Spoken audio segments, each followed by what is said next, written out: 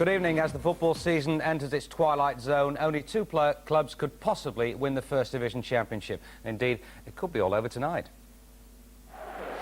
Brian Robson's first season as a manager could end in triumph tonight. There were sentimental celebrations on Saturday. It was Borough's last appearance at Elton Park. Only yourselves and Bolton can win this championship.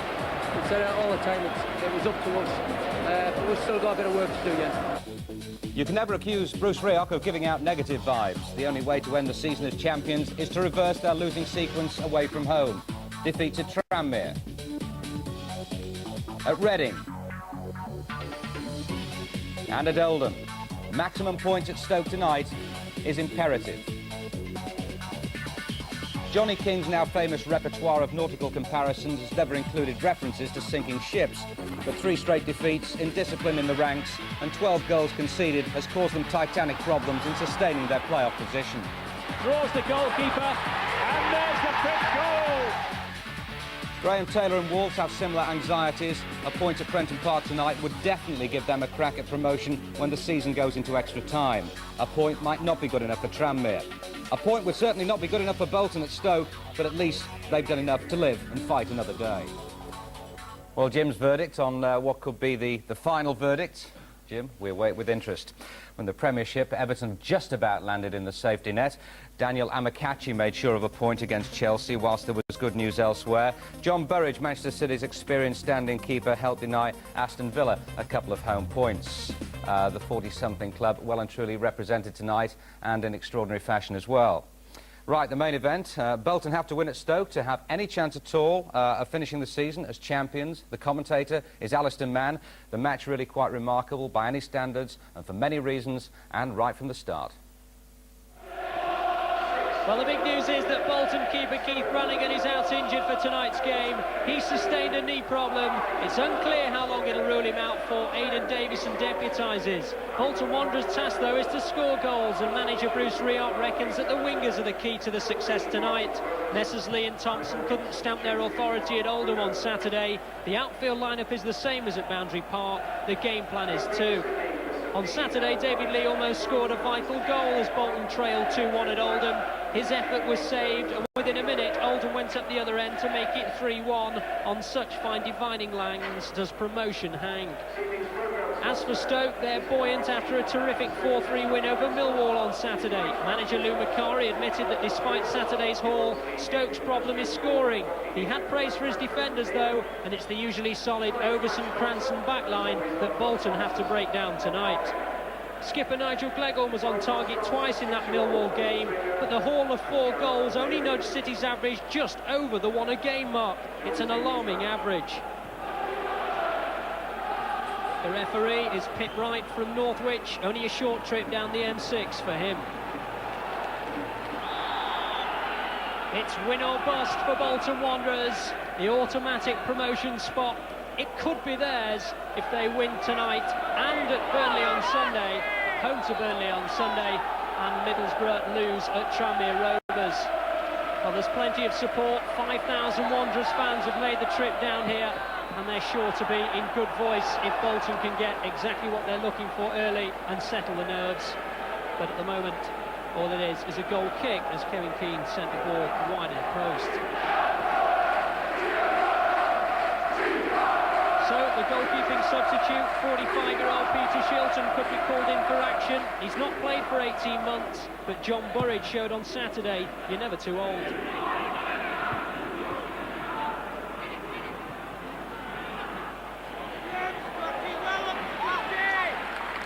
Good early touch from Keith Scott. Jason McAteer getting in the way, though, and the Bolton throw. Thompson finding Seagraves. Seagraves losing the ball. Pesky Solido's away, and he's quick, and he's been caught, and the referee has a decision to make that could well end in a red card. Let's hope not, for Bolton's sake. Just over a minute, and Mark Seagraves caught in possession. Well, it's very much the definition of the last line of defence and the professional foul, but Mark Seagraves isn't even getting booked. But they still have a free kick to defend against. It's gently floated, never going in, and Nigel Cleghorn turns away in disgust, but it did catch one of the Bolton wall as it guided its way comfortably over the bar. Never really going to trouble Aidan Davison, not enough power on it, but just caught the back of a Bolton defender. So a corner, and the excitement already underway. No question about that. All the big men on the near post. There's Cranson and Overson there. Cleghorn there too. That was Cranson forcing Ray Wallace backwards. Forward by Butler, up towards Pesky Solido, and headed back by Alan Stubbs.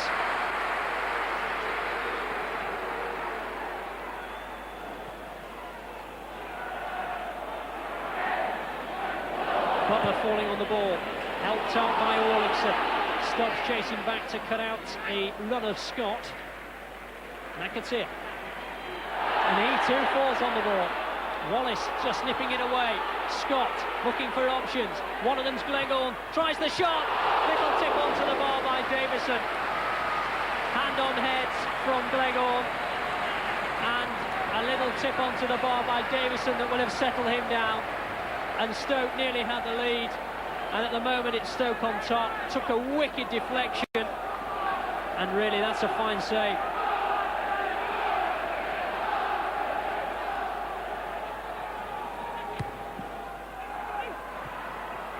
Goes towards Cranson.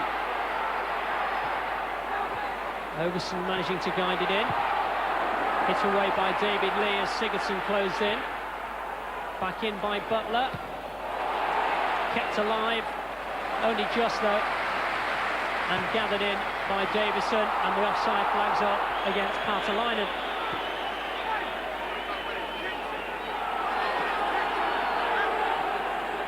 Well, let's have a look again at that dramatic incident in the very first minute.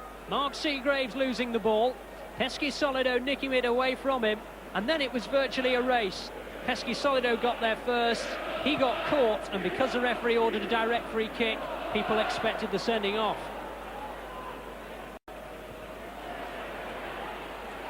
And suddenly Pesky Solido's in, Davison can't get there, tumbles to the ground, penalty kick, and the drama continues. Now what's the verdict on Davison? Extraordinary scenes. Don't forget, Peter Shilton is the man on the bench if Davison should be given the red card. What's Pip Wright going to decide? This is extraordinary stuff.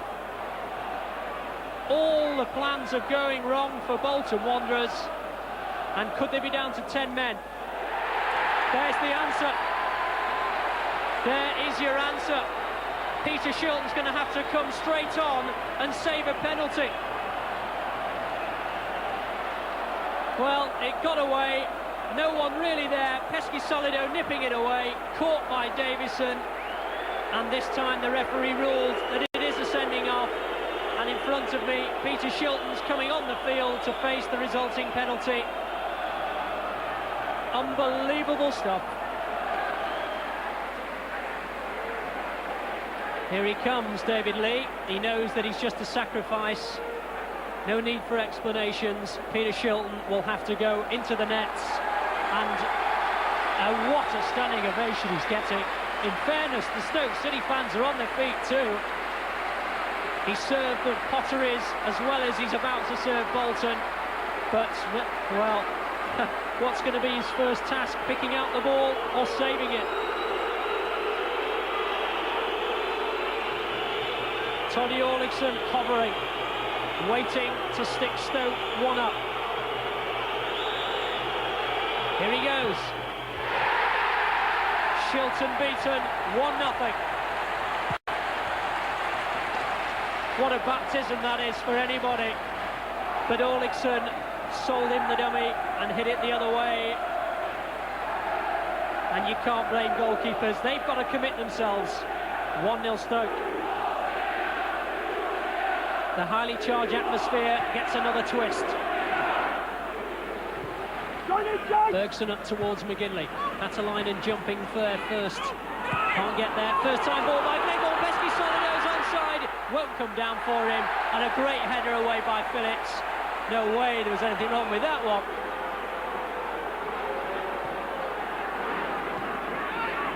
Bruce Rioch, what must he be thinking? All the plans completely out of the window now. It's all about character and scrapping now. Patalainen, Cranston there in first. Patalainen has it. McAteer, Patterson, Phillips.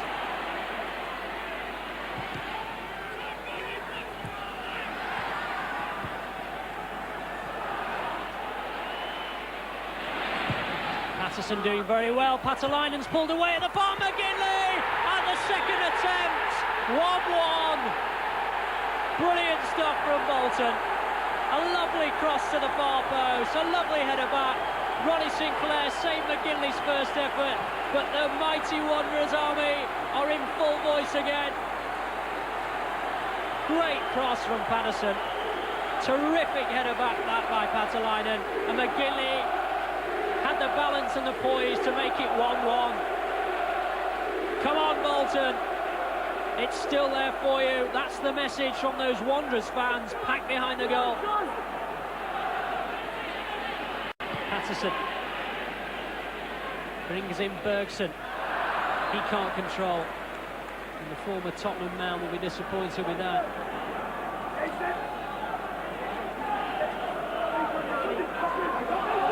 Sigurdsson. Little thing on by Scott. Here goes Pesky Solido again. Still being booed. Still has the confidence. Well played, Alan Stubbs. Good defending. And again. Great stuff from the skipper. To a rousing cheer from the Wanderers faithful. Wallace. Given away. And Wallace in too much of a hurry.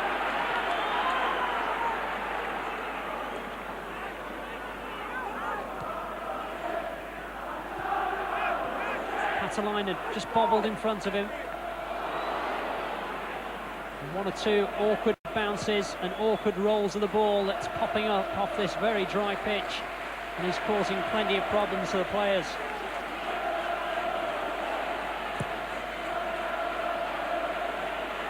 Long ball, picking out Orlickson. Good tackle by Stubbs. Play on, says the referee. It's up towards Pesky Solido, and his attempted header on goal flicking off the top. And in the background, while Pesky Solido just thinks about what he might have done, the referee's booking someone in the foreground. But the ball came across, it was floated towards the head of Pesky Solido, and he couldn't control it. He likes the service though, and the man being booked is Alan Thompson for his foul.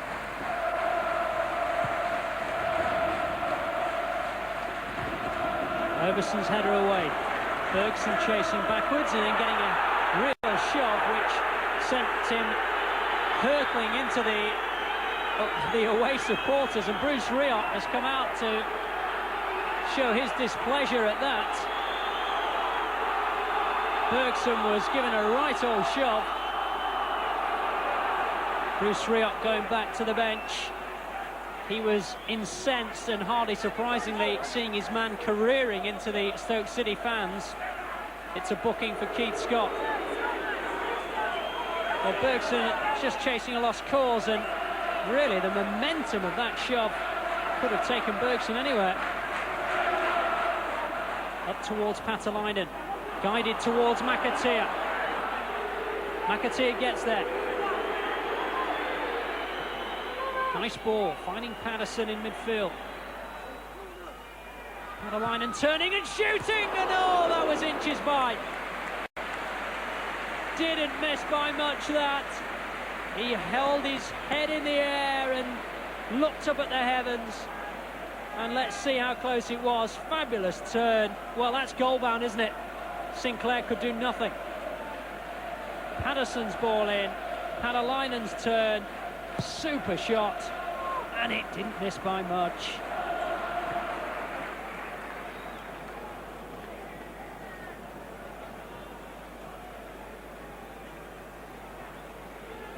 Overson. Incredible first half comes to an end. The temperature boiling point. A sending off that wasn't maybe. Peter Shilton at the age of 45 on. We've had everything, including a tremendous rally from Bolton Wanderers, who with 10 men have equalised through John McGinley, and in fairness have looked the better side as half-time has approached.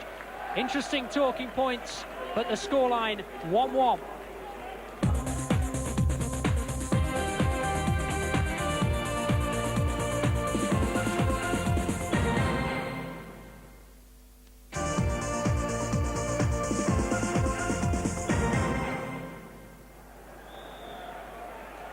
Well, I'm sure that Bruce Rioch and Bolton Wanderers will prefer a much quieter second half than the incredible moments that began the first. Down to 10 men and 1 down in that opening few minutes. It's certainly been a better performance after that from Bolton, and the 10 men ended the half the better side. I wonder if they can come out in the second in the same way they ended the first period. Didn't really play at all in the first 15 or 20 minutes, Bolton Wanderers. You could see the nerves, the tension. You could tell how much a victory tonight meant to them, but John McGinley's goal has really settled them down.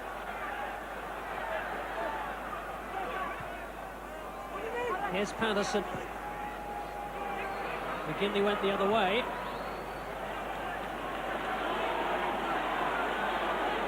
Beglin. Warwickson.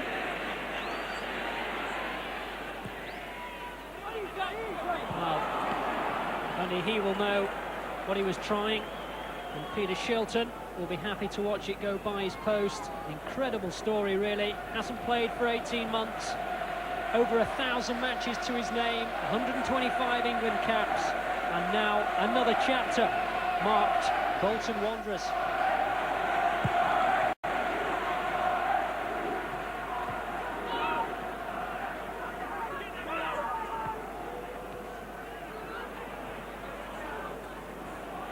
Shilton will be hoping they can have another clean sheet. The first he's got to do is block Pesky Solido, and he did it superbly. Well, there was nothing wrong with that. Textbook stuff. Came out, made his decision, and blocked Pesky Solido's run. Peter Shilton is now a fully paid-up member of the over 40s.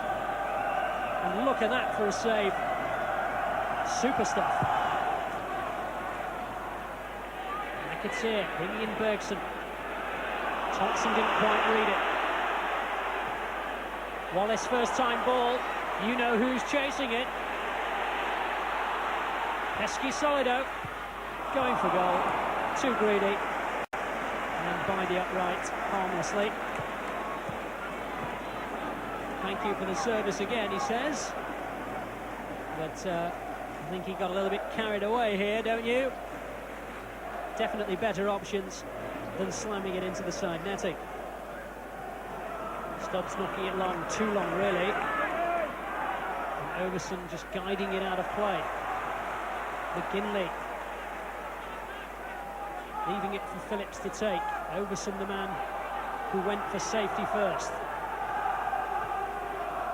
Thompson couldn't get past the attentions of Keane. Given away though to Patterson. Warwickson doing well for Stoke. Super skills. And finding Keith Scott, who handled the ball. And the referee waves for a free kick. And then waves Keith Scott away to give him the full 10 yards for Stubbs to take the kick.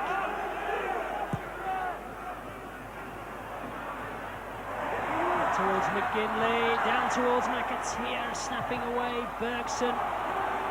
Here's Patalainen, Patterson, Phillips offering himself, Patterson checks and goes the other way. And Back towards Padalainen again. McAteer can't get there. Here's Bergson. Throw to Bolton. Alan Thompson. And still. Thinking about the shots! Oh, he hit that brilliantly. There are hands on heads everywhere. That didn't miss by much. He's got a terrific left foot, and when he hits the ball, it stays hit. And this flashed by Ronnie Sinclair's upright. He cut in, only one thought in his mind, and he hit it brilliantly. And Sinclair's despairing dive couldn't get there. But these fans are more than doing their part.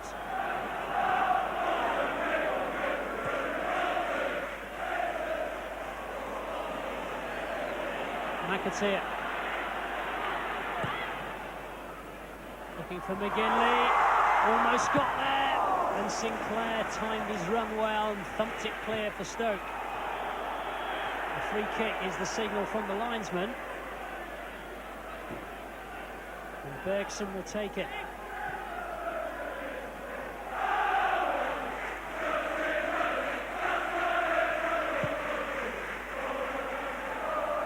Patalainen bringing it under control, shooting on the turn, but Sinclair in the right position.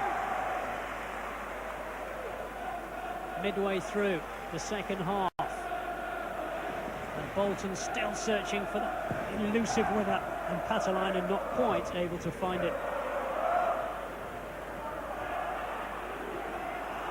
Phillips didn't quite get the touch he wanted. Here's Scott for Stoke. Keane. And still, Wallace didn't meet it well enough, and it's gone just by the upright. A deflection helped it on its way, and Gleghorn almost snatched the goal that Stoke wanted. Peter Shilton was left scrambling as across his area from Gleghorn's deflected shot. Really sent him the wrong way, and he was happy to see it go by. Overson's up again. Everybody back for Bolton.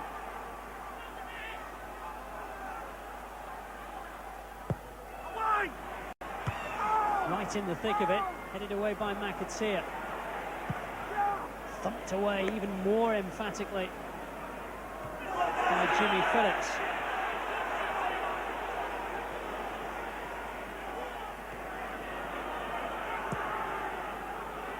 Stubbs getting there before Carruthers.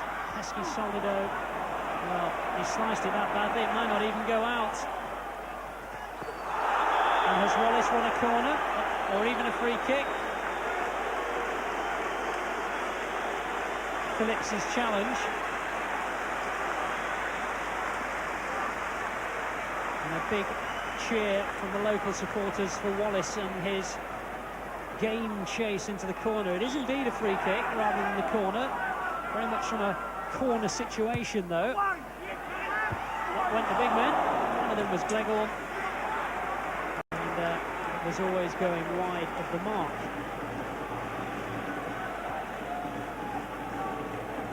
Plenty of targets in that packed area. Gleghorn managed to jump the highest, but never troubling Shilton. Inside the last 5 minutes. McGinley trying to close Sinclair down. Manages to do so. But Sinclair sweeps it out to Sanford. Here's Gleghorn. Good turn. Losing Green. Trying to pick out Carruthers. Did so. Pesky Solido. Bergson back to Shilton. Shilton brilliantly thumping it away as the ball bobbled nastily in front of him. Patterson. Patalainen chasing. Cranson's there.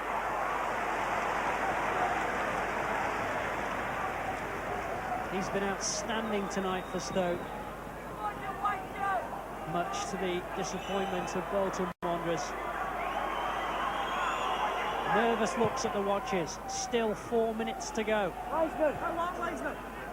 Middlesbrough fans, players and staff, and of course Brian Robson, will be willing the clock to go down quicker and quicker as they can book their place in the Premiership. Here's Carruthers.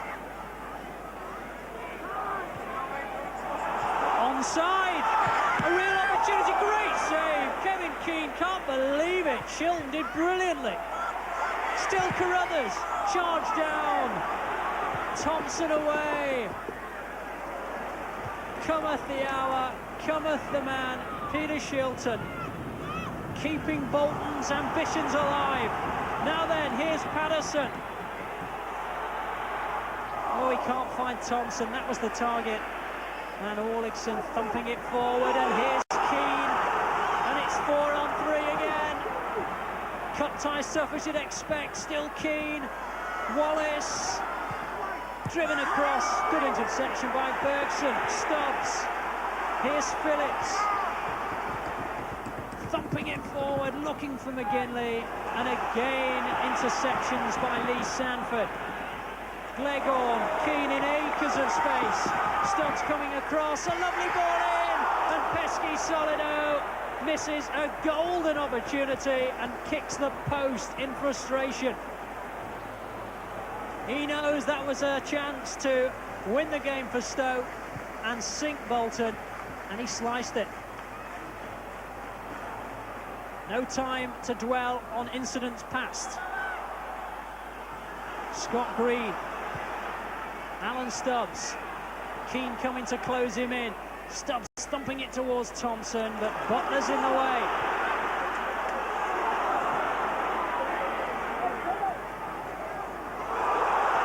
Great play, Carruthers, homing in on goal and firing it over the top.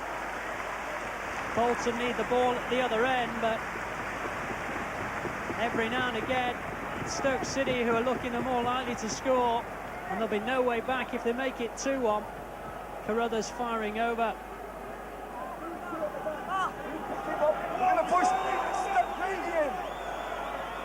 Still instructions to be shouted. The hopes and dreams of so many people are still hanging in the balance. Tell Green to push in, those two got defend the back. You push in, Tomo pushes in. Take it on. Shriok again animated on the bench. Automatic promotion, only there for one team. And Bolton Wanderers know that the time is running out for it to be theirs.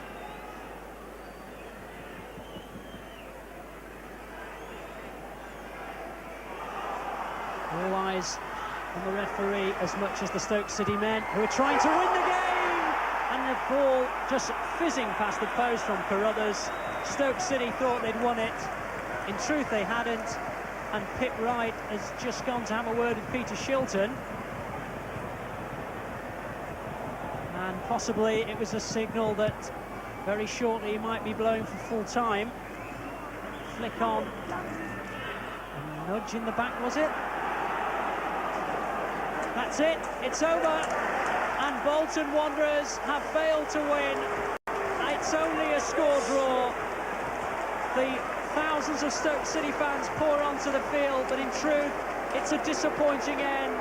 It'll be the playoffs for Bolton Wanderers. It's the Carling Premiership for Middlesbrough tonight, and all the hopes and dreams of the Bolton Wanderers fans and the Bolton Wanderers players will now have to extend until at least 2 games in the semi-finals of the playoffs, and possibly one at Wembley.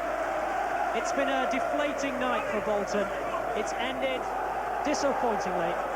Bolton Wanderers only drawing. Stoke 1, Bolton Wanderers 1.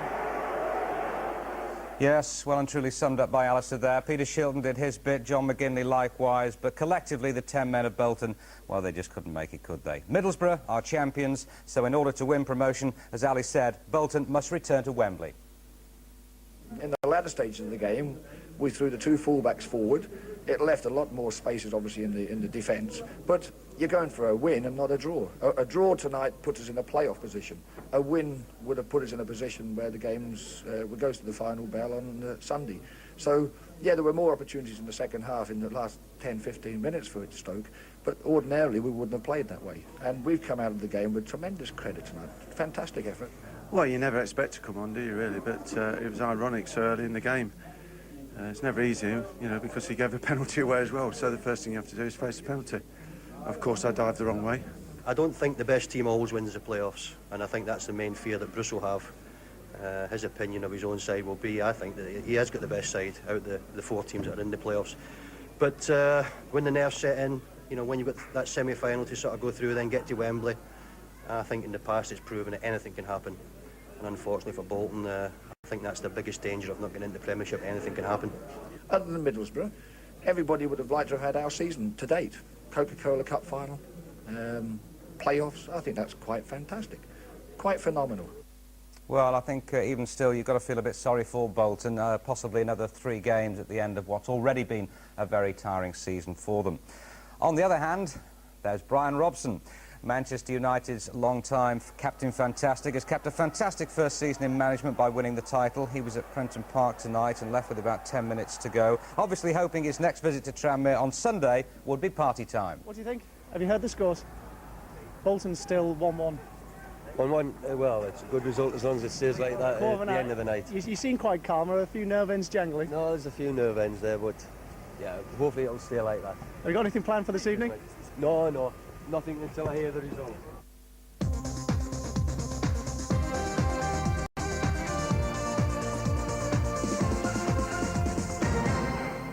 Welcome back. 3 teams are vying for the 2 remaining positions in the playoffs. Tranmere, Wolves, as you know, and Barnsley, the least likely of the 3, and certainly the least inexperienced. Rob Palmer reports and then commentates. An unfashionable club may be, but the Tykes have risen from the rubble with an exciting young team in a freshly developed stadium, and they believe they can catch a few out. Up until the last month or so, we have been unnoticed, yeah, without a doubt. But it's been nice from our point of view. It's been a good ride so far, you know, and we're hoping we just won't come off the rails at the end. Oldham-blooded 8 players aged under 22, including 16-year-old Scott McGiven and his confident pal David Beresford.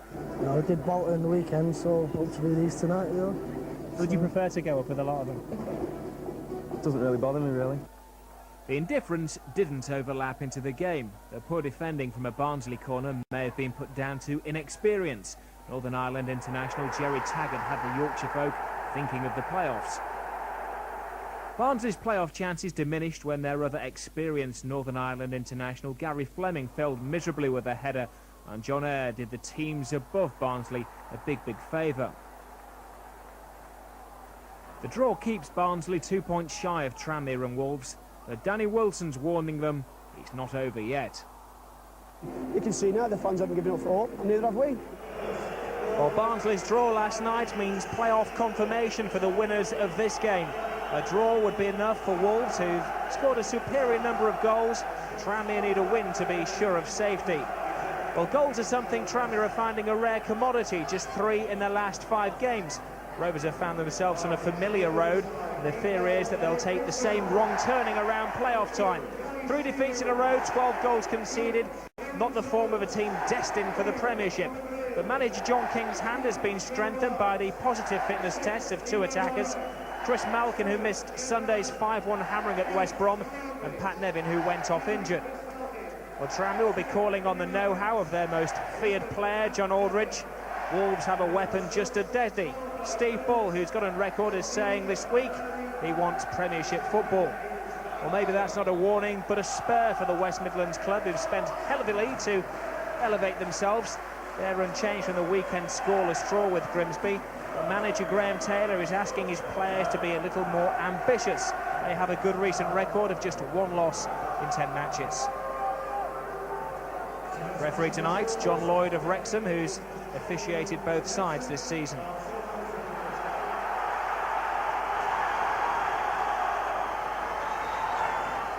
Well, barbecue weather on the Wirral and a night out for thousands.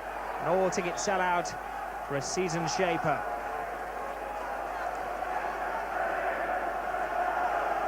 A test of character for both teams. Wolves, one of the early season promotion favourites.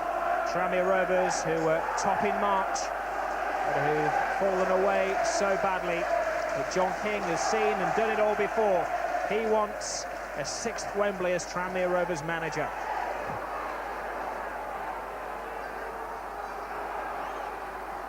Andy Thompson putting in an early cross for Eric Nixon.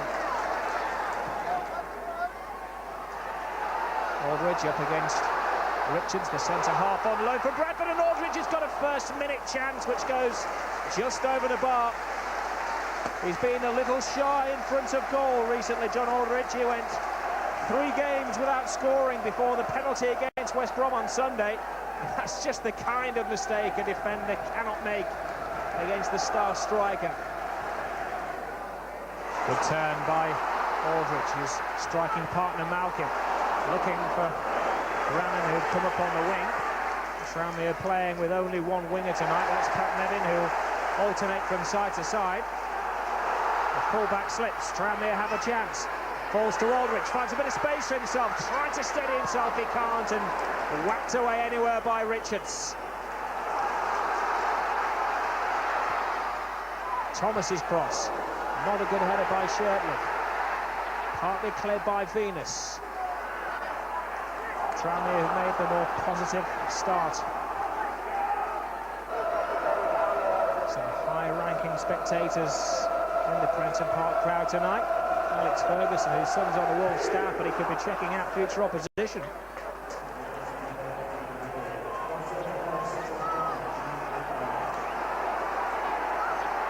McGreal allowed to carry the ball. O'Brien, Irons, chance for Malkin, he's got a chance! Oh dear, inches wide! Excellent control and turn from Chris Malkin, and he has the home fans holding their heads in disbelief. But to be fair to the player, it was a beautiful turn, and that would have been a wonder goal had it gone in.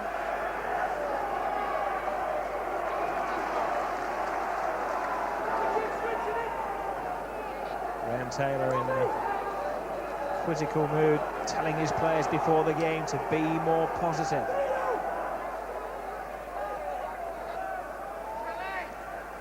His ball, oh, he was off balance and only just off target. But he is a real handful and a player who should be playing at the highest level. He has been loyal to this club, and he wants a return for that loyalty. Steve Bull looking for his 250th goal. Stuck on 249 for a couple of weeks now.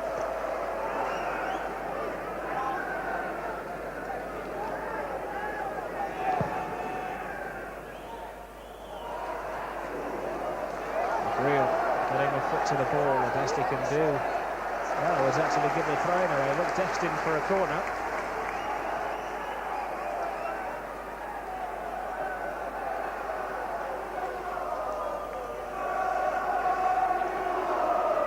Swingy Goodman at the near post, who gets a flick on, and that was difficult for Nixon to deal with. Nixon pulled his fingers away at the final moments. And a good back header from Goodman.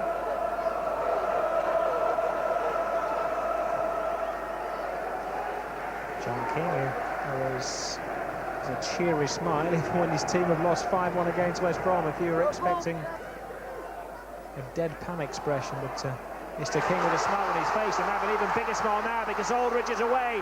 He draws the goalkeeper. Is that a foul? The referee, to be fair, was only a few yards away. He says that Aldridge went down under a fair challenge from Richards. He got away from him. He had a good 4 or 5 yards, tried to steady himself, and it was indeed a good challenge from Richards to get his foot to the ball. The referee spot on, as was Richards. This is shooting possibilities. The Wolves closing down, happy to marks only and just defend the edge of their area, a little like basketball style, but Nevin has that trickery to find a little crack in their armoury. And the first dive of the night from either goalkeeper. Mike Stowell goes down. First time we've seen Pat Nevin really work at his trade tonight. Gordon counts. Venus, all coming deep. Dennison gets it on his left foot. That's a good cross, and it wasn't far away for David Kelly. Neat move by Wolves, all started by Steve Ball, who fed Dennison. And a natural left footer whipped in a lovely cross, and well, Kelly maybe had a case for a corner there. Venus. Steve Ball seeking and finding Don Goodman. Ball takes up a position on the far post. He wants Goodman to get the cross in, which he does to the near post, and Ball's almost there. Once, twice, and a great tackle from Sean Garnett. It had to be to stop Ball, who threw his full force at that cross from Goodman. And it took two defenders to stop him, McGreal and Garnett.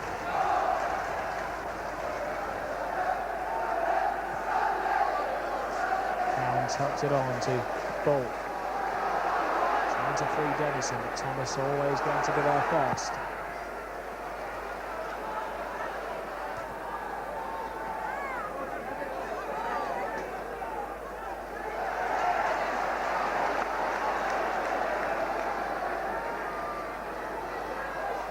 Return by Malkin. Now Nevin. O'Brien wants it, but Nevin's going on a run. That's a lovely little chip over the top. Hines has got there as well and got the cross in. Oh, it's there for John Aldridge. Lovely move from Tranmere. And finished off by the man who's worth his weight in goals.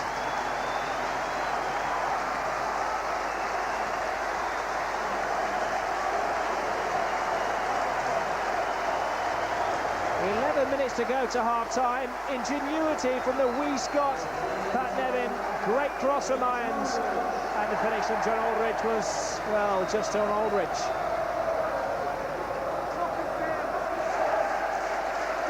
John Aldridge's 25th goal of the season.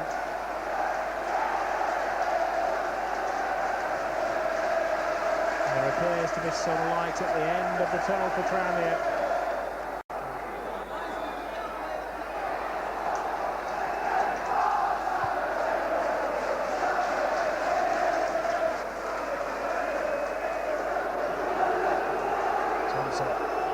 Goodman. It's a deflection. Nixon has to go for it and watches the ball well, and some very strong pressure from Steve Ball. Powerful play by Goodman. A good deep cross as well, and ball was there had Nixon not caught the ball. Goodman turns his man. McGreal has always been there, swooping up in this five-man Tranmere back line. Could be the last Wolves chance of the first half. It's another Thompson long throw. Curls one in, the goalkeeper retreats. The defenders do a good job in front of him. Rankin. The ball won by Irons. Referee on hand to give Tranmere the free kick. Rankin just doing a bit of illegal shirt tugging. Nixon taking his time back there, but I don't think he expected the ball to his feet, and the Wolves players are quickly onto him. No room for mistake as the referee brings quite a pulsating first half to an end at Prenton Park.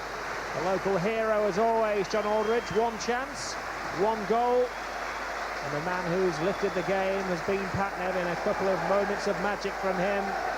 He was instrumental in setting up that Tranmere goal. They're the team heading for the playoffs at the moment. Half-time score is Tranmere Rovers 1, Wolves 0.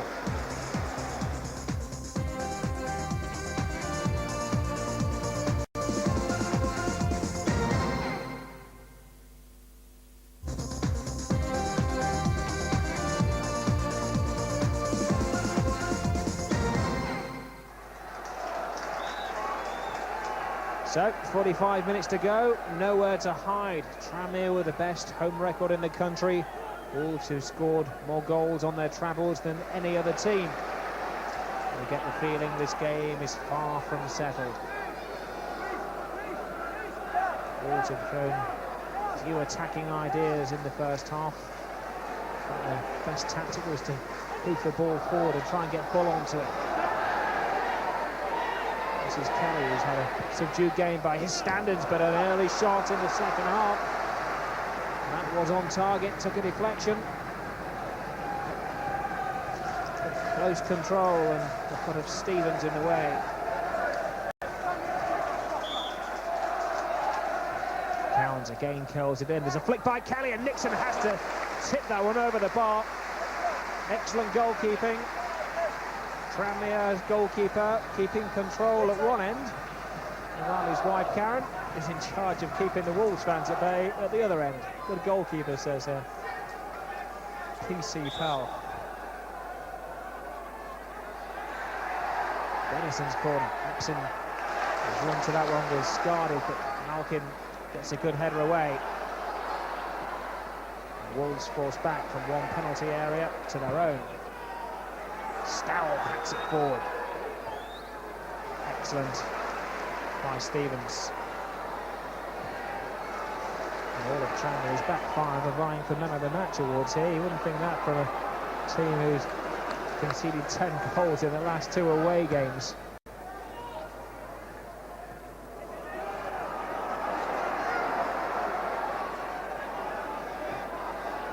The Wolves are not a team who travel that well. They've scored a lot of goals away, 37, but conceded 42. They've only won 6 times away from Molineux this season. Hennessy tries to go through and around Thomas. They need something special. Maybe Cowans is the man to provide it. Tranmere have looked solid. Wolves have looked a little short of ideas. And if they don't win tonight, they're only 2 points above Barnsley. Everybody having one game to play on Sunday afternoon. Wolves have Swindon.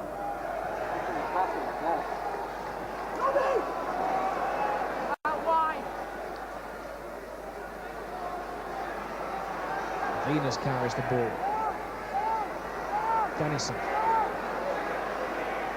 The long speech Thomas. Gets in a shot. Oh! Flying save from Nixon. That was impressive. Thompson's cross. Ball turns. Nixon again. And he'll hold on to that one and played it like a baby. Eric Nixon with one heck of a save. The ball was curling, it was dipping, and Nixon had to go full stretch, the full 6'4", 6'5" that he stands. One of his most telling saves of the season. It's not a bad kick by the goalkeeper either to Aldridge. Malkin. Jed Brannan. McGreal carries the ball forward. The fans cry for a shot and he lets fly, but the player has only ever scored once. And he's got forward more in this game than he has done the rest of the season combined in a free role. And I think the excitement got the better of him there.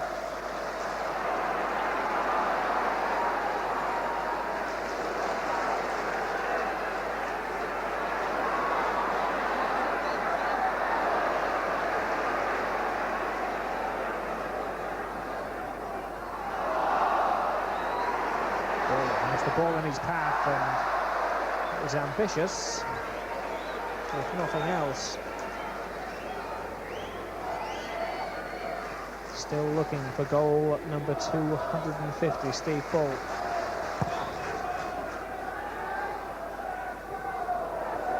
Nice flick from Aldridge to O'Brien, to Nevin, with 3 internationals combined.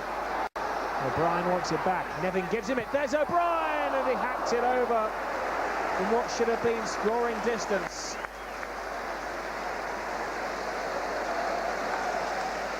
Should have been a goal, says the Tranmere bench, and I think the Tranmere midfielder is inclined to agree with that. He was screaming for the pass and he got it on his favoured right foot, and he should have hit the target. His standards are higher than that. Hasn't scored a goal in 8 months. Ball. Fights off the challenges. Back to Goodman. Now Rankin. This is Thompson. All of the time, Wolves are being forced wide. It's a better cross. Kelly chests it back towards Ball, but O'Brien's there. Now it drops the ball. And he stubs his foot at the wrong moment. An unhappy evening for the Wolverhampton idol. He's had a good half-dozen half chances. John King, who could be taking Tranmere to a higher plane, a man who's been associated with his club for 35 years. And O'Brien. And first, Thompson. Irons and Rankin get each other again.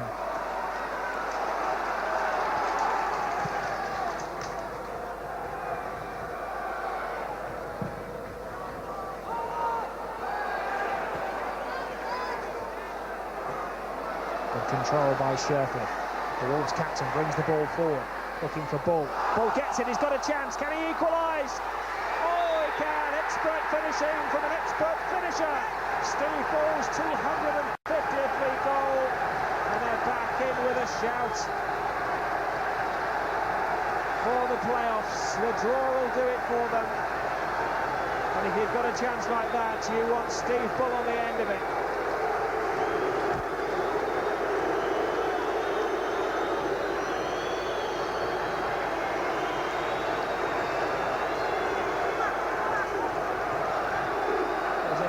Just beating down the Tranmere defence, Steve Bull.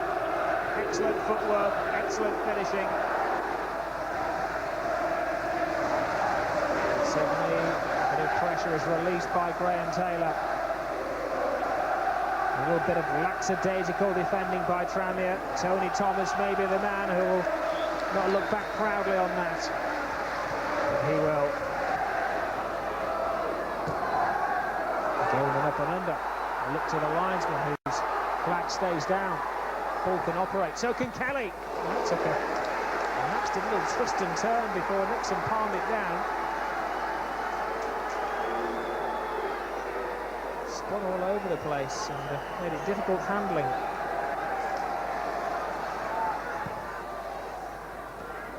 Kelly, Rankin, and again.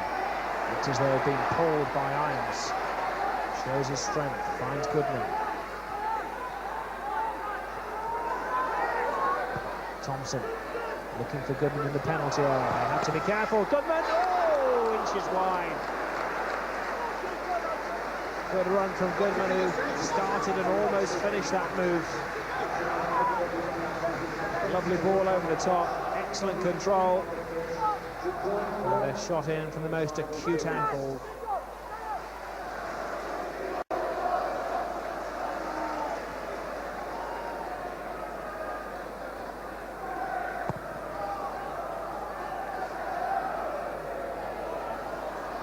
To Aldridge, O'Brien's made a run, the goalkeeper stalls! Oh, and he stood up well. It looked like a mistake from Stahl, but if it was, he certainly made up for it with a stunning reflex save. It's not Liam O'Brien's style to make surging runs from midfield, that out of character, but he still can't score that goal. September, last time he made the net bulge. He's had 3 or 4 good chances tonight.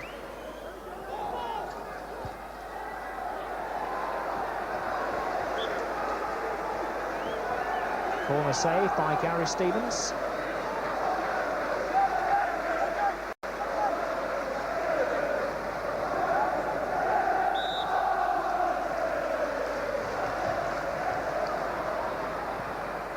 Shot coming in, and again Nixon has to take emergency action to keep it out.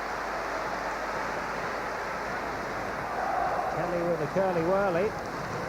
It's an action replay of a previous duel between the two.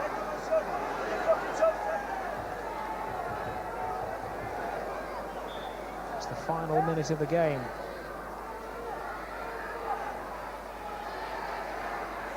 Rankin within Cowans. Corner again to Wolves.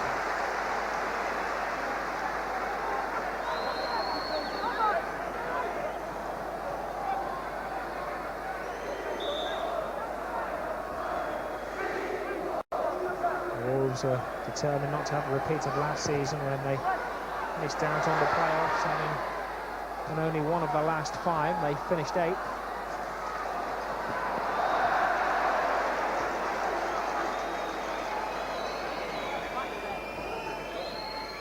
Whistles from both sets of fans, but the most important whistle belongs to the referee, who brings to an end a real tussle. Smiles on the faces of both managers. They should be both taking teams into the playoffs, and they may be meeting again. Who knows where, who knows when. We picked out 2 men for special attention before the game. It's John Aldridge. He proved us right by giving Tranmere the lead in the first half.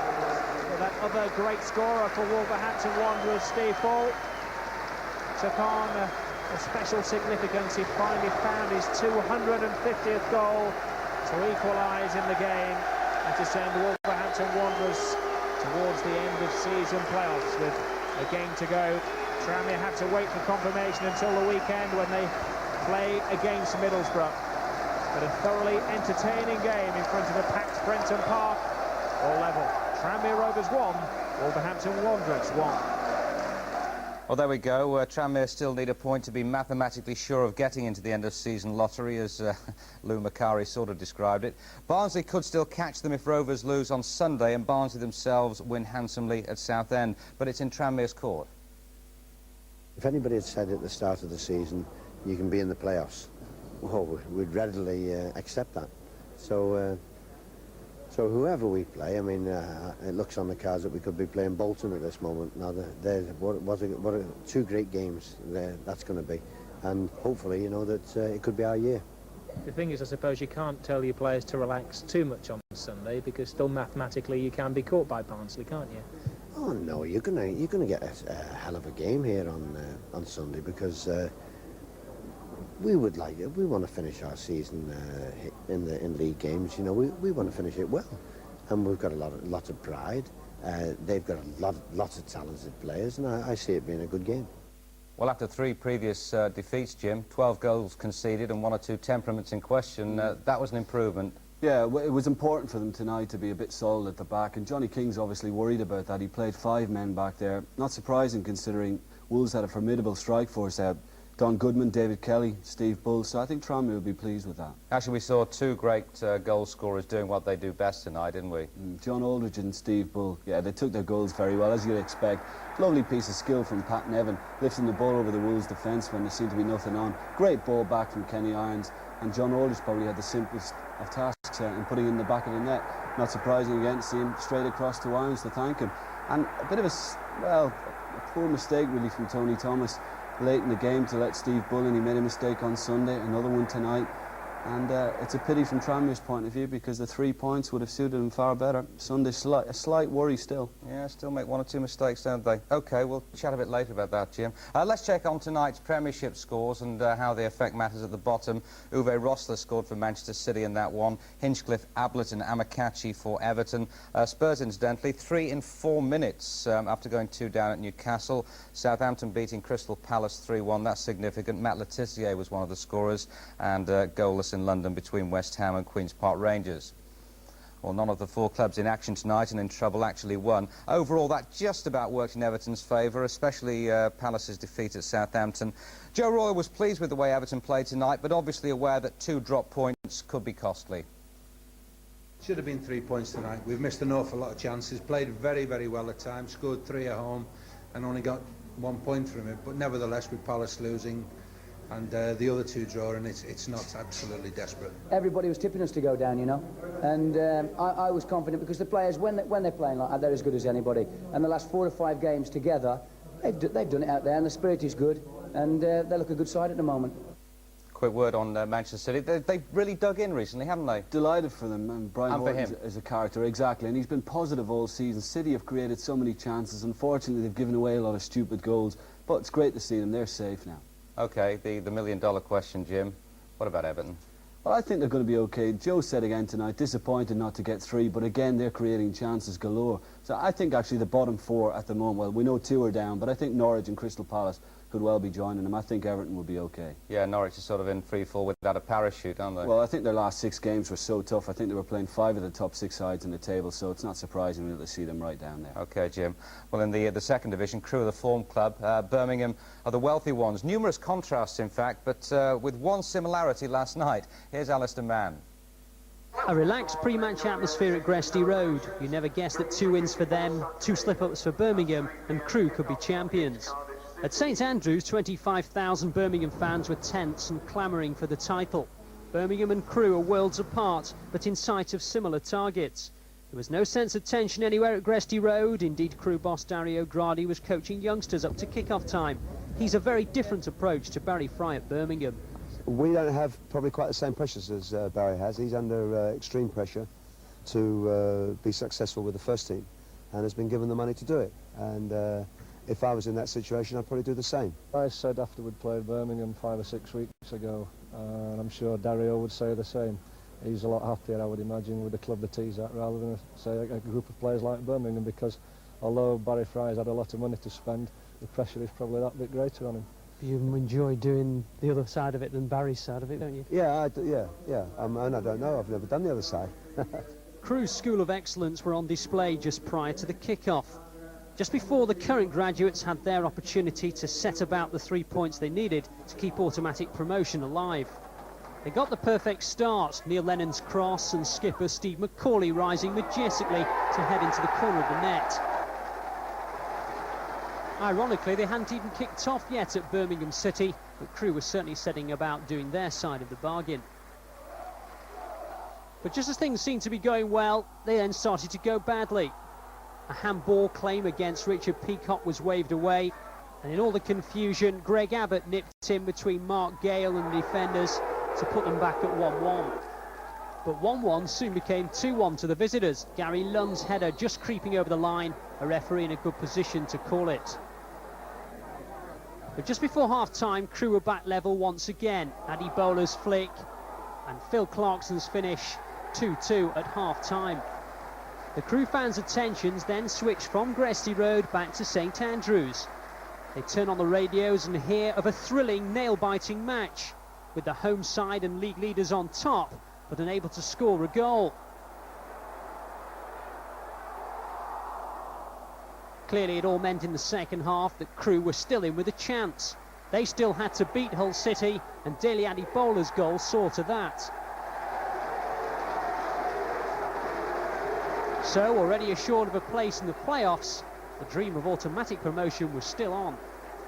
We could still win the league, depending on what the Birmingham result went like. You know what I mean? It's a bit optimistic, but you've got to hope. We're going to work hard all the way to the last kick of the season. Birmingham, though, still had to lose. In truth, they never looked in danger of that, and despite Crewe's efforts, it's the playoffs now for them. Financially speaking, to go up via a Wembley final is probably the best way for a chairman, isn't it? Well, yes, I'm sure the bank manager would be happy with that, and if we can have another day at Wembley, but this time we can win and go up, well, that would really be the icing on the cake, wouldn't it? Wouldn't it just? Crewe absolutely certain of a place in the playoffs then. And just for the record, Birmingham need a point at Huddersfield this weekend to clinch the title. Well, in the third division, it's Carlisle plus one other, which could be Bury. Their cause was helped and hindered last night. Carlisle, certain of promotion before anyone else, kept the chase for running mates completely open. Former Bolton striker David Reeves hit both goals, the opener a classy volley. Chesterfield had been the country's form team, unbeaten in 21 games. They gave themselves a chance when Kevin Davis equalised in the 32nd minute. But they're just 4 points better off than Bury, having played a game more because David Reeves was allowed a second. Walsall appear favourites for the second automatic promotion place. They lifted themselves 2 points above Chesterfield, courtesy of Scarborough's defending, Scott Houghton scoring the first goal. Northern Ireland star Kevin Wilson found the Seasiders' defence a far cry from his international standards, with an untidy second which ultimately won the game. Scarborough, second from bottom at least, made a game of it. Mark Calvert hit the goal of the game with 9 minutes to go. Well, there we go, the top of three. Carlisle promoted as champions. Preston in the playoffs. Definitely Bury could catch Walsall. They actually play them tomorrow. That's the crucial one, but it looks likely that they'll have to settle for the playoffs. Players don't like to be in them, Jim, up to a point. They prefer to go up automatically, but from our point of view, from everybody's point of view, very exciting. Yeah, I wasn't so happy really when they were introduced. I thought they were a waste, but now I absolutely love them. You see some great games in the playoffs, and it's all about nerve, isn't it, and bottle, and players actually handling the pressure, and it's not easy in those situations. Well, so we heard from Johnny King earlier. I mean, he's clearly going to go for it against Middlesbrough on Sunday. I think they've got to. Tranmere still got to worry. I mean, they need at least a point, and I think if you go into games trying to just get a point, well, it can come back in your face. So I think we'll be there? We'll be there. Tranmere have got to go for the 3, and they'll be hoping Middlesbrough celebrate a little too much. Yeah, I know what you mean. I say we'll be there, 2:50 Sunday, Prenton Park. Join us, won't you? From Jim and myself, bye. Good night.